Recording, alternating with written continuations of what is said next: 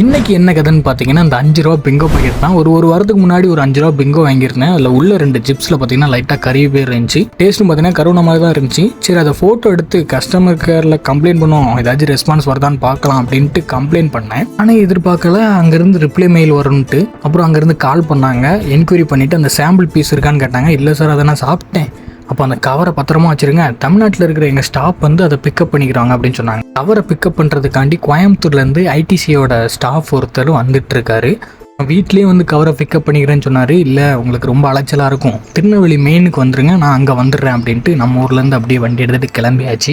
பகலில் வெயில் அடித்தாலும் அந்த குளிரை வந்து ஃபீல் பண்ண முடியுது. அப்படியே இயற்கையை ரசிச்சுக்கிட்டே நானும் தேவர் குளத்துக்கு வந்துட்டேன். அந்த அண்ணனும் கோயம்புத்தூர்லேருந்து திருநெல்வேலி வந்துட்டாங்க. எனக்கு முன்னாடியே அவங்க வந்துட்டாங்க. ஃபஸ்ட்டு அந்த பாக்கெட் அவங்ககிட்ட கொடுத்தவங்க, சார் ஃபஸ்ட்டு இந்த மாதிரி நடந்ததுக்கு சாரி அப்படின்னு சொல்லியிருந்தாங்க. அப்புறம் நெக்ஸ்ட்டு பார்த்தீங்கன்னா ஒரு ஃபார்ம் எடுத்து அந்த பேக்கெட் பின்னாடி இருக்கிற பேக்கிங் டேட்டு அப்புறம் சில டீட்டெயில்ஸ்லாம் ஃபில் பண்ணாங்க. அதில் நம்ம சைனும் வாங்கினாங்க.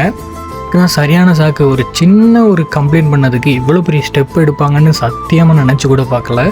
ப்ரொமோஷன்லாம் ஒன்றுமே கிடையாது. எனக்கு நடந்த ஒரு சின்ன இன்சிடெண்ட்டை அவங்ககிட்ட ஷேர் பண்ணுறேன். அப்புறம் பார்த்தீங்கன்னா நம்மளுக்கு காம்ப்ளிமெண்ட்ரியாக ஒரு 10 ரூபா பிங்கோ கொடுத்துருந்தாங்க.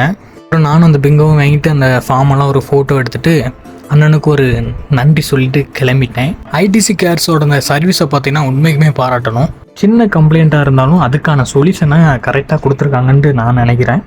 இந்த மாதிரி நீங்கள் ஏதாச்சும் கம்ப்ளைண்ட் ரைஸ் பண்ணி அதுக்கு உங்களுக்கு சொல்யூஷன் கிடச்சிருக்கா அப்படின்ட்டு கமெண்ட் பண்ணுங்கள். அது மட்டும் இல்லாமல் இந்த மாதிரி விஷயம் இருக்குது அப்படின்னு தெரியாத உங்கள் ஃப்ரெண்ட்ஸுக்கு இந்த வீடியோவை ஷேர் பண்ணி விடுங்க. விஷயம் இருக்குதுன்னு தெரிஞ்சுக்கிட்டு அதை தவறான வழியில் யாருமே யூஸ் பண்ணுறாதீங்க. வாங்குகிற ப்ராடக்ட்டில் உண்மைக்கு கம்ப்ளைண்ட் இருந்துச்சுன்னா அதுக்கான சொல்யூஷன் கிடைக்கும். அவ்வளோதான் மக்களே, இன்னையோட கதை முடிஞ்சது. இந்த மாதிரி குட்டி கதையில் தொடர்ந்து பார்க்கணும்னா நம்மளை ஃபாலோ பண்ணிக்கோங்க. Tata bye bye, see you.